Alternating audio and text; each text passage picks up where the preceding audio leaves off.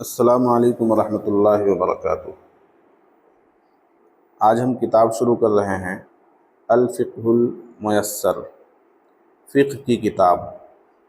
فقہ میں پہلے ہم اردو کی کتاب جو حضرت مولانا اشرف علی تھانوی رحمۃ اللہ علیہ کی کتاب ہے دین کی باتیں، وہ پڑھنا چاہ رہے تھے، لیکن پھر ہم نے مختصر اور آسان سمجھ کر اس کتاب کو شروع کیا ہے، اور یہ کتاب بھی عربی میں ہے الفقہ المیسر، لیکن ہم عربی کا متن نہیں پڑھیں گے بلکہ اس کا ترجمہ پڑھیں گے۔ تو یہ کتاب آپ کے سامنے ہے الفقہ المیسر، جس کو لکھا ہے مولانا شفیق الرحمان ندوی صاحب نے، اور اس کا ترجمہ کیا ہے مولانا اظہر الاسلام صاحب نے۔ فقہ کیا ہے یہ بھی سمجھنے کی ضرورت ہے۔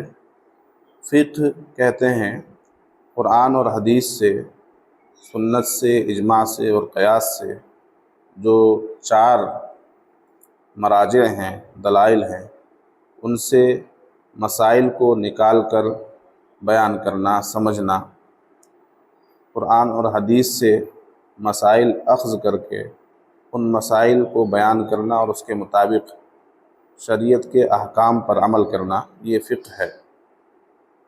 بہت سے لوگ کہتے ہیں کہ فقہ کی ضرورت نہیں ہے، بہت کم تعداد ہے ایسے لوگوں کی جنہوں نے دین کو، قرآن اور حدیث کو اور قرآن و حدیث کی منشا کو نہیں سمجھا۔ وہ یہ کہتے ہیں اور یہ باور کرانے کی کوشش کرتے ہیں کہ میاں فقہ کی کیا ضرورت ہے، براہ راست ڈائریکٹ ہم قرآن سے مسائل سمجھیں گے، ڈائریکٹ احادیث سے مسائل لے کر ان پر عمل کریں گے۔ تو یہ ان کی کوتاہ فہمی ہے، اور دین کے اور شریعت کے مقصد کو نہ سمجھنا ہے۔ اس لیے کہ خود حدیث میں ہے کہ اللہ تبارک و تعالیٰ جس کے ساتھ خیر کا معاملہ فرماتا ہے، اس کو دین کی سمجھ اور تفقہ فی الدین، فقہ کی معلومات اور فقہ کا علم اسے اللہ تبارک و تعالیٰ عطا کرتا ہے، جس کے ساتھ بھلائی کا معاملہ کرنا چاہتا ہے۔ اور دوسری بات،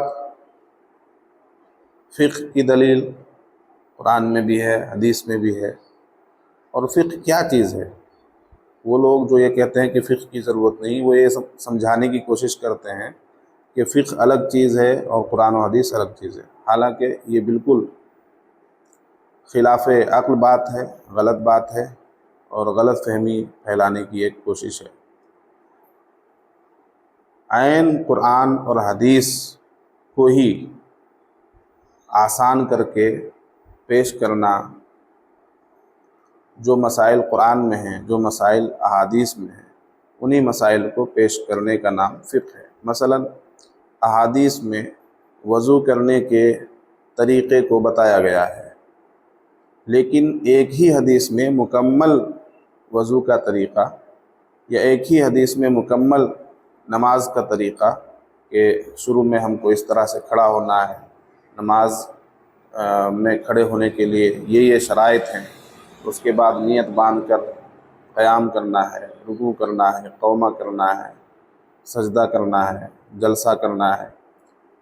تو یہ مکمل بالترتیب پوری نماز کے شرائط اور واجبات کے ساتھ کسی ایک حدیث میں نہیں ہے، مختلف احادیث میں ہے۔ حدیث میں تو ہے، لیکن ایک حدیث میں کچھ ارکان کا ذکر ہے، دوسری حدیث میں کچھ دیگر ارکان کا ذکر ہے۔ تو ان تمام ارکان کو مختلف احادیث سے نکال کر ایک جگہ جمع کر کے بتانا، اسی کا نام فقہ ہے۔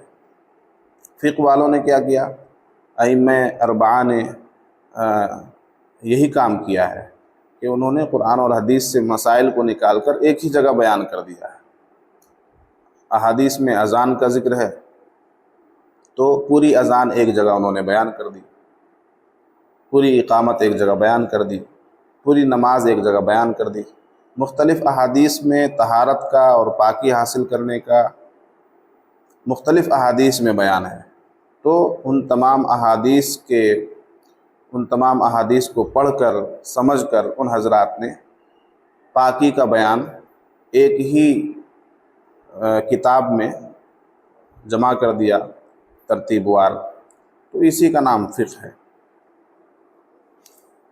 پھر انہوں نے درجے طے کر دیے کہ مثلاً وضو کرنا ہے ہم کو، تو وضو میں یہ چیزیں فرض ہوں گی۔ قرآن اور حدیث پر گہری نظر ڈال کر انہوں نے فرائض طے کر دیے کہ وضو کے یہ فرائض ہیں، مثلاً اگر ان میں سے 4 فرائض میں سے ایک بھی فرض چھوٹ گیا تو وضو نہیں ہوگا۔ پھر انہوں نے وضو کی سنتیں احادیث سے لی کہ یہ چیزیں سنت ہیں۔ پھر انہوں نے مستحبات لیے کہ یہ چیزیں وضو میں مستحب ہیں۔ تو اسی کا نام فقہ ہے، اس کے علاوہ کچھ نہیں۔ یعنی قرآن و حدیث کی منشا کے مطابق سمجھنا اور اس پر عمل کرنا، یہی فقہ ہے۔ تو آئیے آج ہم پاکی کا بیان شروع کر رہے ہیں۔ کتاب کا آغاز ہے کتاب الطہارتی، طہارت کہتے ہیں پاکی کو، تو اس میں ہم پاکی کا بیان پڑھیں گے۔ اللہ تبارک و تعالیٰ نے ارشاد فرمایا قرآن پاک میں ہے، ان اللہ یحب التوابین ویحب المتطہرین، سورہ بقرہ 222۔ ترجمہ، بے شک اللہ تعالیٰ خوب توبہ کرنے والوں اور خوب پاک صاف رہنے والوں کو پسند کرتا ہے۔ کتاب میں دیکھیے اور آپ کو بھی پڑھنا ہے،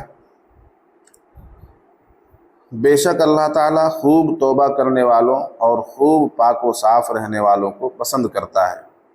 اللہ کے رسول صلی اللہ علیہ وسلم نے ارشاد فرمایا، یہ حدیث ہے، دیکھیے، الطہور شطر الایمان، مسلم شریف کی حدیث ہے، پاکی ایمان کا آدھا حصہ ہے۔ پاکی عبادتوں کی بنیاد ہے، بغیر پاکی کے نماز درست نہیں ہوتی۔ اللہ کے رسول صلی اللہ علیہ وسلم نے ارشاد فرمایا، یہ دوسری حدیث ہے، مفتاح الجنت الصلاۃ ومفتاح الصلاۃ الطہور، رواہ احمد، یہ مسند احمد کی روایت ہے۔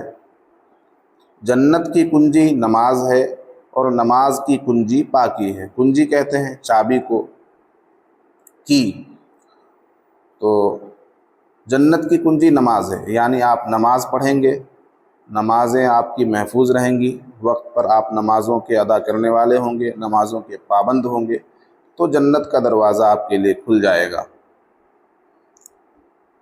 لیکن نماز کیسے پڑھی جائے گی؟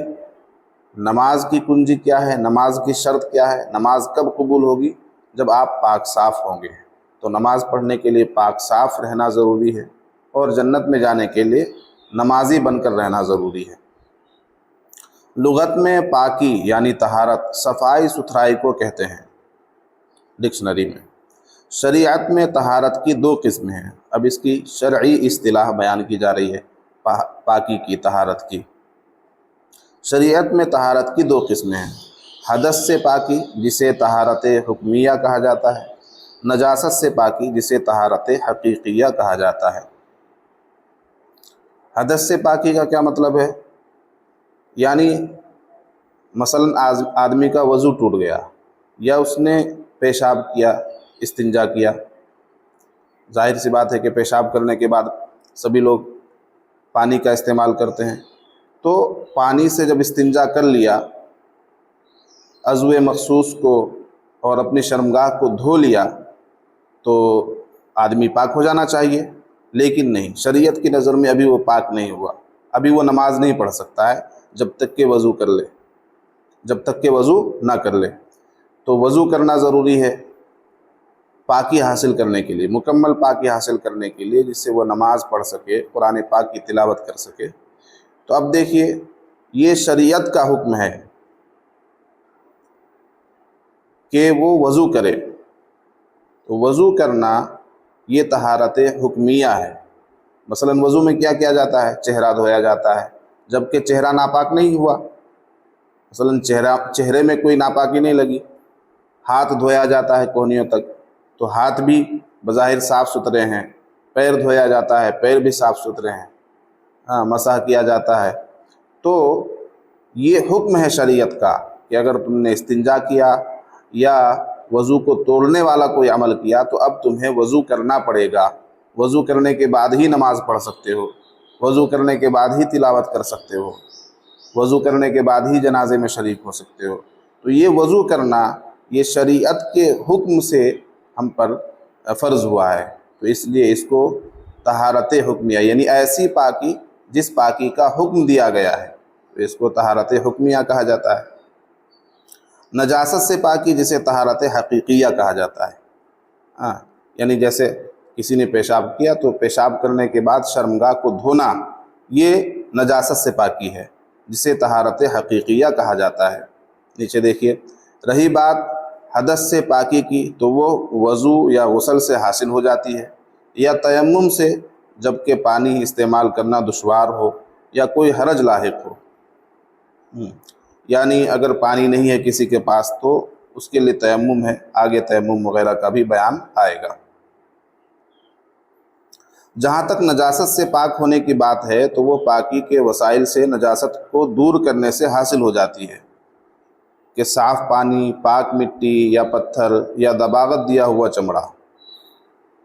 نجاست کہتے ہیں ناپاکی کو، جب ہمارے جسم کے کسی حصے پر ناپاکی لگی ہوئی ہو یا کسی نے پیشاب وغیرہ کر کے فراغت حاصل کی ہو تو نجاست یعنی ناپاکی لگ جاتی ہے۔ تو اس ناپاکی کو، جو جسم میں ناپاکی لگ جائے، اس ناپاکی کو دور کرنے کے جو وسائل ہیں، پانی بھی ہو سکتا ہے، پانی سے بھی استنجا ہوتا ہے، مٹی سے بھی استنجا ہوتا ہے، اسی طرح دباغت دیے ہوئے چمڑے کو جب دباغت دے دیا جائے یعنی نمک وغیرہ سے اور دوائی وغیرہ کے ذریعے اس کی بدبو کو ختم کر دیا جائے تو اس کو دباغت دیا ہوا چمڑا کہتے ہیں۔ دیکھیے حاشیہ نمبر 1، دباغت چمڑے کی رطوبت کو دور کرنا، خواہ کسی دوا سے یا بغیر دوا کے، اس طرح کہ اس کی بو جاتی رہے۔ اس طرح سے سور کے سوا تمام جانوروں کی کھال پاک ہو جاتی ہے، حرام ہو یا حلال، مردے کی کھال ہو یا زندے کی۔ تو اس ایسی کوئی کھال ہے تو اس کے ذریعے بھی پاکی حاصل کی جا سکتی ہے، یعنی نجاست کو، ناپاکی کو جسم سے دور کیا جا سکتا ہے۔ لیکن آج کل عام طور پر ایسا نہیں ہوتا، مٹی سے لوگ استنجا کرتے ہیں۔ عام طور پر جو لوگ جنگلات میں اور کسانی کھیتی کا کام کرتے ہیں تو مٹی سے جو ہے استنجا وغیرہ کر لیا جاتا ہے۔ آگے دیکھیے، المیاہ التی تحصل بها الطہارۃ، پانی کی وہ اقسام جس سے پاکی حاصل ہوتی ہے، یعنی سب سے اہم چیز جو پاکی حاصل کرنے والی ہے وہ پانی ہے۔ تو پانی کی کتنی قسمیں ہیں جن سے ہم پاکی حاصل کر سکتے ہیں؟ کیا ہر طرح کے پانی سے پاکی حاصل کی جا سکتی ہے؟ تو اس کو پڑھیں گے یہاں ہم۔ پانی کی وہ اقسام جس سے پاکی حاصل ہوتی ہے، ماء مطلق سے پاکی حاصل ہوتی ہے۔ ماء مطلق یعنی عام طور پر جو پانی پایا جاتا ہے، جو پانی اپنی اصلی حالت میں ہو، اسے ماء مطلق کہا جائے گا۔ یہاں دیکھیے ماء مطلق کی اقسام بھی بیان کی گئی ہیں۔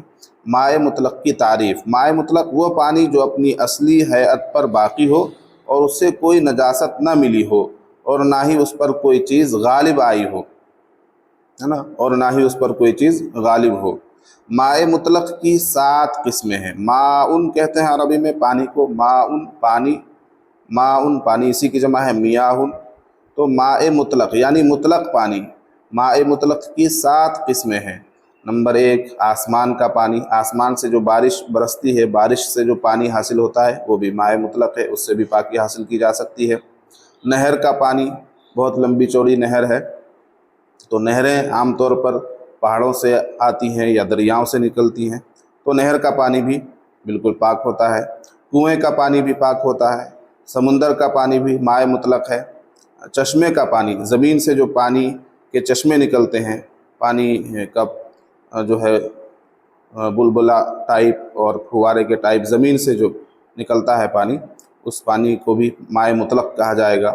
برف کا پانی، برف پگھل کر جو پانی اس سے حاصل ہوتا ہے تو وہ بھی ماء مطلق ہے۔ اولے کا پانی، برسات میں، بارش میں جو اولے برستے ہیں، بارش کے ساتھ ساتھ جو اولے پڑتے ہیں تو ان اولوں کو جمع کر کے جو پانی حاصل کیا جائے تو اسے بھی ماء مطلق کہا جائے گا۔ تو ماء مطلق کی 7 قسمیں ہیں، یہ یاد رکھنے والی چیز ہے، نوٹ کر لیجئے گا، یاد کر لیجئے گا کہ ماء مطلق یعنی مطلق پانی کی کتنی قسمیں ہیں۔ مطلق پانی جس سے پاکی حاصل کی جا سکتی ہے، اور مطلق پانی عام پانی جس سے پاکی حاصل کرنے میں کسی کو کوئی اعتراض نہیں ہے، کوئی حرج کی بات نہیں ہے، بالکل آنکھ بند کر کے ان پانیوں سے پاکی حاصل کی جا سکتی ہے، تو وہ 7 طرح کے پانی ہیں، ان کو آپ یاد کر لیجئے گا: آسمان کا پانی، نہر کا پانی، کنویں کا پانی، سمندر کا پانی، چشمے کا پانی، برف کا پانی اور اولے کا پانی۔ تو آج کے لیے اتنا ہی۔